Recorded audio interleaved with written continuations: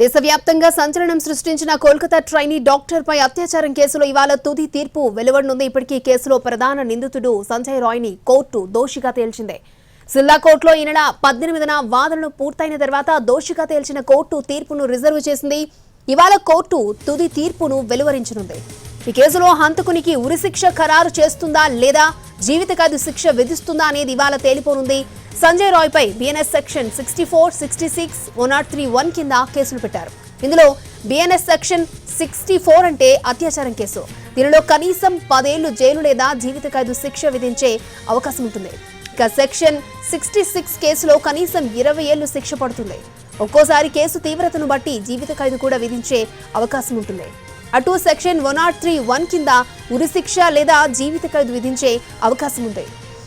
మరోవైపు కోర్టు తీర్పుపై సంజయ్ రాయ్ తల్లి మాలతి రాయ్ స్పందించారు. తన కొడుకు తప్పు చేస్తే ఖచ్చితంగా తగిన శిక్ష విధించాల్సిందే అన్నారు ఆమె.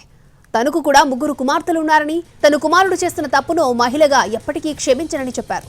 మహిళా డాక్టర్ పడిన బాధను, నరకాన్ని అర్థం చేసుకోగలను అన్నారు. ఓ అమ్మాయి పట్ల ప్రవర్తించిన తీరుకు గాను సంజయ్కు జీవించే హక్కు లేదన్నారు ఆమె. అతడికి మరణశిక్ష విధించినా తమకు ఎటువంటి అభ్యంతరం లేదని చెప్పారు. చనిపోయిన వైద్యురాలు తనకు కూతురుతో సమానమని, కుమార్తెకు ఇటువంటి పరిస్థితి వస్తే ఏ తల్లి ఊరుకోదన్నారు.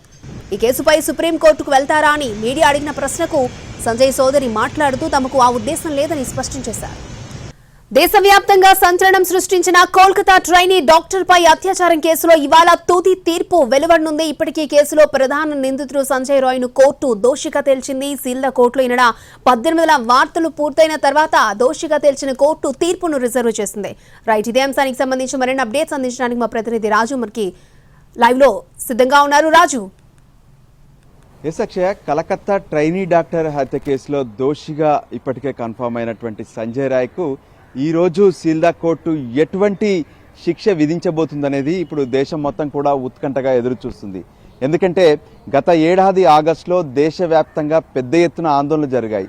ఆర్జికార్ ఆసుపత్రిలో ఆగస్టు 9న నైట్ డ్యూటీ చేసిన తర్వాత తను ఏదైతే క్లాస్ రూమ్లో తను నిద్రపోతున్నటువంటి క్రమంలో ఎప్పుడైతే సంజయ్ రాయ్ లోపలికి ఎంటర్ అవ్వడం, ఆమెను అత్యాచారం చేయడం, ఆ తర్వాత గొంతు నిలిపి హత్య చేయడం, ఇవన్నీ కూడా సిబిఐ ఇప్పటికే పూర్తి స్థాయి ఆధారాలతో ఛార్జ్షీట్ని దాఖలు చేసింది. దానిపైన సీల్దా కోర్టులో విచారణ కూడా జరిగింది. సో ఫైనల్గా సంజయ్ రాయ్ ఇందులో దోషి అనే విషయాన్ని కూడా స్పష్టం చేశారు. సో ఇప్పుడు సంజయ్ రాయ్కి ఎటువంటి శిక్ష వేయబోతున్నారనేది మాత్రం చాలా కీలకంగా మారుతుంది. ఎందుకంటే ఆయనపై పెట్టినటువంటి ఏవైతే కేసు ఉందో ఆ కేసులో ఖచ్చితంగా మరణశిక్ష, జీవితకాలం లేదంటే ఉరిశిక్ష అన్నట్టుగానే ఇప్పుడు ప్రస్తుతం కనిపిస్తున్నటువంటి పరిస్థితి కనిపిస్తుంది. ఎందుకంటే ఒక మెడికల్ కాలేజీలో ఉన్నటువంటి మహిళా డాక్టర్ పైన కావాలని ఏ విధంగా లోపలికి ఎంటర్ అయ్యారో, అందులోకి ఎంటర్ అయిన తర్వాత తను చేసినటువంటి అఘాయిత్యం ఏంటి, అత్యాచారం చేయడమే కాకుండా ఆమెను చంపేయడం, ఇదంతా కూడా దేశవ్యాప్తంగా పెద్ద ఎత్తున ఆందోళన కలిగించింది. వైద్యానికి సంబంధించినటువంటి వైద్యులే కాదు, దేశవ్యాప్తంగా ఉన్నటువంటి సామాజిక సంస్థలు, రాజకీయ పార్టీలు సైతం రోడ్డెక్కి ఆందోళన చేసినటువంటి పరిస్థితి కనిపించింది. ఏకంగా కొన్ని రోజుల పాటు వైద్య సేవలను నిలిపేసి ఆందోళన కొనసాగించారు వైద్య సిబ్బంది. దాంతో సుప్రీంకోర్టు సైతం ఈ కేసులో జోక్యం చేసుకోవాల్సి వచ్చింది. మొదట బెంగాల్లో ఉన్నటువంటి పోలీసులే దీనికి సంబంధించినటువంటి కేసు నమోదు చేసినప్పటికీ కూడా ఈ కేసులో సాక్ష్యాలు తారుమారవుతున్నాయి, సరైన విధంగా కేసు విచారణ జరగట్లేదంటూ హైకోర్టు అభిప్రాయపడడంతో కేసును సిబిఐకి బదిలీ చేశారు. సో సిబిఐ దీనికి సంబంధించి పూర్తి స్థాయిలో విచారణ జరపడమే కాకుండా దానికి తగినటువంటి ఆధారాలను కూడా సేకరించింది. అయితే ఇప్పటికి కూడా కొన్ని అనుమానాలు అయితే కనిపిస్తూనే ఉన్నాయి. అటు ఎవరైతే అభయ ఉందో అభయ తల్లిదండ్రులు ఇంకా చెప్తున్నారు, అంటే సంజయ్ రాయ్ ఒక్కడే ఉన్నారా లేదంటే ఆయన వెనక ఇంకెవరైనా ఉన్నారా, ఎవరున్నా సరే ఏ ఒక్కరిని కూడా వదిలిపెట్టొద్దంటూ వాళ్ళు డిమాండ్ చేస్తున్నటువంటి పరిస్థితి కనిపిస్తుంది.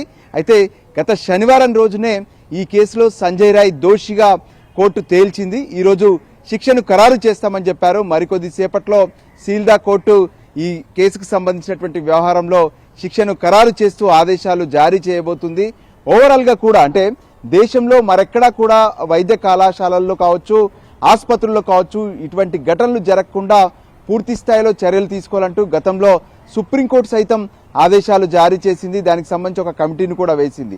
సో ఒకవైపు ఈ జరిగినటువంటి ఘటనకు సంబంధించినటువంటి వేసే శిక్ష సైతం మరెవరూ కూడా ఇటువంటి ప్రయత్నాలు చేయకుండా ఉండేందుకు కనిపించాలని చెప్పి ప్రతి ఒక్కరూ డిమాండ్ చేసినటువంటి పరిస్థితి కనిపించింది. మొత్తానికి మరికొద్ది సేపట్లో సంజయ్ రాయ్కి ఎటువంటి శిక్ష పడుతుందనేది తేల్చనుంది సీల్దా కోర్టు.